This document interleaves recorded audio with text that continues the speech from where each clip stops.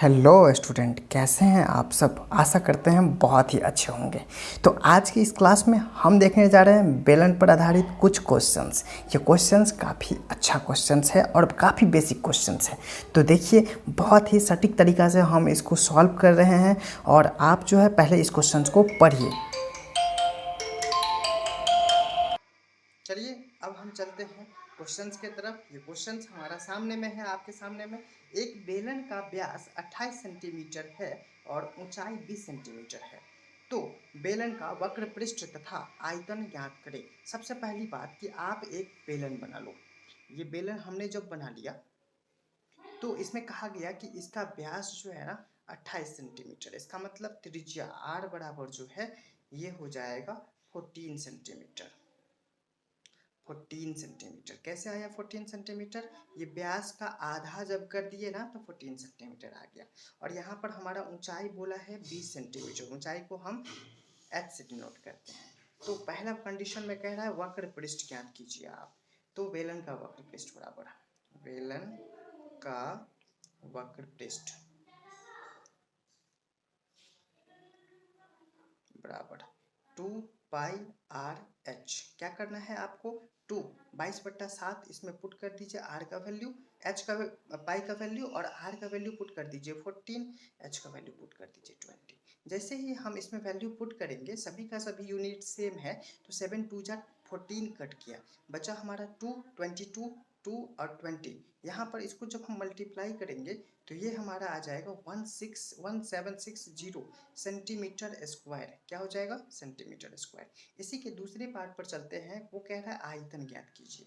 तो हम इसका भी फॉर्मूला अप्लाई कर लेते हैं। बेलन का आयतन, बेलन का आयतन बताइए फॉर्मूला क्या होता है? बहुत शानदार, आपने बताया कि formula sir pi R square H होता है। यहाँ पर पाई का वैल्यू आप 22/7 पुट कर दीजिए सर, आर का वैल्यू 14 पुट कर दीजिए, 14 का स्क्वायर हो जाएगा यहाँ पर। इसका मतलब 14 दो बार मल्टीप्लाई, एच का वैल्यू तो 20 हो जाएगा। हमने इसको कट कर दिया, 7 2 जा 14 हो गया, 2 टाइम्स कट किया। और यहाँ पर इसको जब हम मल्टीप्लाई करेंगे 22, 2, 14 और 20 का, तो ये हमारा हो जाएगा 12320 12,320 सेंटीमीटर क्यूब हो जाएगा। चलिए, हमने इस क्वेश्चन को बड़ा आसानी तरीका से फॉर्मूला पुट किया और हमारा ये क्वेश्चन सॉल्व हो गया। अब हम चलते हैं अगले क्वेश्चन के तरफ। तो अगला क्वेश्चन है हमारा यहाँ पर 70 सेंटीमीटर ऊंचे तथा 28 मीटर व्यास वाले एक सम्मेलन का आयतन मालूम कीजिए। सबसे पहली बात, एक आप बेलन बना लीजिए। मैंने एक बेलन बना दिया और ये बेलन का व्यास कह रहा है 28 सेंटीमीटर। तो यहाँ पर ये हो त्रिज्या जो हो जाएगा बेलन का, वो क्या हो जाएगा? त्रिज्या को r से डिनोट करते हैं और वो हो जाएगा व्यास का आधा। तो ये व्यास बट्टा 2। अब व्यास है हमारा 28, तो 28/2 बराबर 14 मीटर। अब 14 मीटर को हम सेंटीमीटर में बदल लेंगे सबसे पहली बात, तो 14/100 सेंटीमीटर। अब चलिए ऊंचाई बराबर हम लिख लेते हैं। ऊंचाई बराबर हमको दिया हुआ है h, तो h बराबर हमने लिख लिया 70 सेंटीमीटर। अब कह रहा है बेलन का आयतन मालूम कीजिए।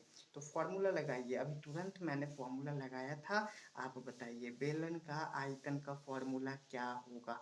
बेलन का आयतन बराबर होगा पाई आर स्क्वायर एच। सभी को पता है पाई आर स्क्वायर एच। पाई का वैल्यू कितना होता है? 22/7 सर। आर का वैल्यू यहाँ पर दिया हुआ है 14/100। ऐसा हमने 100 से क्यों डिवाइड किया पता है आपको? देखिए, हमारे पास यहाँ पर दो तरीका का यूनिट मिला, सेंटीमीटर और मीटर। सबसे पहली बात, ऊंचाई सेंटीमीटर में है और व्यास जो है मीटर में है, तो हमने मीटर को सेंटीमीटर में बदल लिया। यहाँ पर स्क्वायर था इसलिए हमने इसको दो बार मल्टीप्लाई कर लिया। और h का वैल्यू यहाँ पर 70 सेंटीमीटर है, तो हमने पुट कर दिया यहाँ पर। 0 से ये 0 कैंसिल हो गया, 7 से ये 14 कैंसिल हो गया, 7 2 जा 14। अब जो हमारा यहाँ पर हुआ, यहाँ पर हमारा कैलकुलेट करके आंसर आ जाएगा 4312 3 को 0 नीचे में हो जाएगा, 3 को 0 हमने दे दिया, तो इसका आंसर 4.312 सेंटीमीटर क्यूब। देखिए, एक्चुअली यहाँ पर थोड़ा सा मिस्टेक हो गया है। हमने जो यहाँ पर कैलकुलेट किया त्रिज्या, वो हमारा 14 मीटर आया था और ये 14 मीटर को हम जब सेंटीमीटर में बदलेंगे तो ये 1400 सेंटीमीटर हो जाएगा। तो सबसे पहली बात, इसको हम सेंटीमीटर में नहीं बदलेंगे, इसको मीटर में ही रहने देते हैं और इसी को हम मीटर में बदल लेंगे। तो ये 70 सेंटीमीटर को मीटर में बदलेंगे तो 70/100, ये 70/100 मीटर हो जाएगा। अब यहाँ पर जो हम वैल्यू पुट करेंगे, ये वैल्यू में हम यहाँ पर 100 पुट कर दिया। जब हमने 100 पुट किया तो ये 0 से 0 कैंसिल आउट हो गया।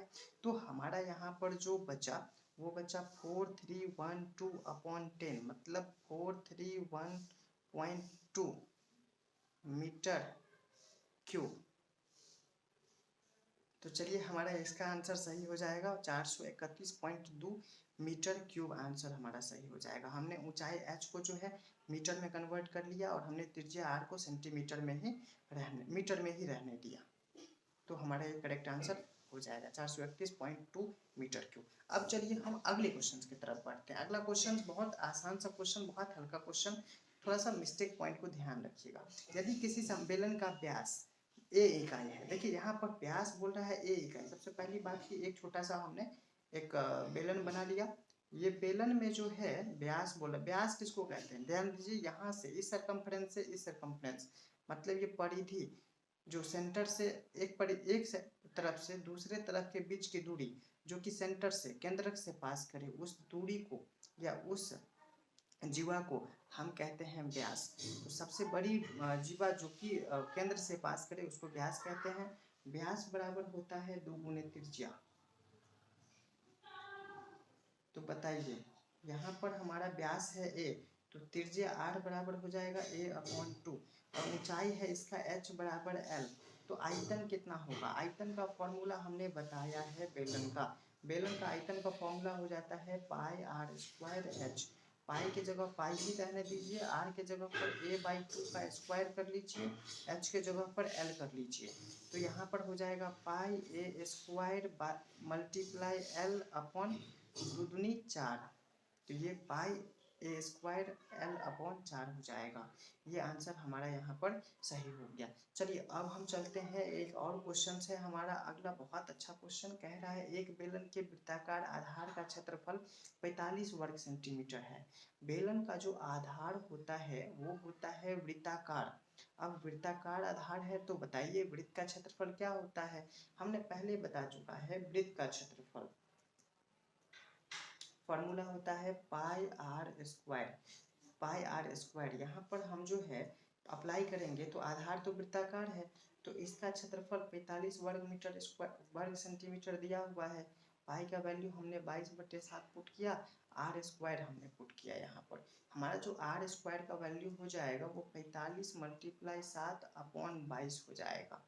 अब यहाँ पर जो है हम जब कैलकुलेट करेंगे इसके आंसर को तो हमारा हो जाएगा, यहाँ पर इसको कट करेंगे, क्या किसी चीज से कट होने वाला है तो कट करेंगे। बहुत सुंदर सी बात, यहाँ कट नहीं होने वाला है। तो r² का वैल्यू हमारा इतना हो गया। चलिए अब हम h का वैल्यू यहाँ देखते हैं, तो हमारा 10 सेंटीमीटर h का वैल्यू दिया हुआ है। बेलन का आयतन पूछा है, तो बेलन का आयतन का फॉर्मूला आप लगाइए। बेलन का आयतन का फॉर्मूला हो जाएगा πr²h। ये जो हम एक्स्ट्रा प्रोसेस किए, ये प्रोसेस डायरेक्ट तो यहाँ से भी हो सकता था कि πr² का वैल्यू सर 45 है तो आप 45 पुट कर दो। 45 पुट कर दिया हमने πr² का वैल्यू, और h का वैल्यू 10 सेंटीमीटर है तो 10 सेंटीमीटर पुट कर दिया, मतलब 450 सेंटीमीटर क्यूब आंसर आ जाएगा इसका। चलिए हमारा ये भी क्वेश्चन बन गया। अब हम मिलते हैं तीसरा क्वेश्चन से को लेकर के अगले लेक्चर में। तो हमारा अगला वीडियो जो है बेलन के तीसरा, चौथा, पांचवा और छठा क्वेश्चन पर आधारित रहेगा। आप इसका प्रॉपर नोट भी बनाइए। अगर कोई पॉइंट आपको लगता है नहीं समझ में आया, आप कमेंट करो, हम जो है आपके कमेंट का जवाब अवश्य देंगे।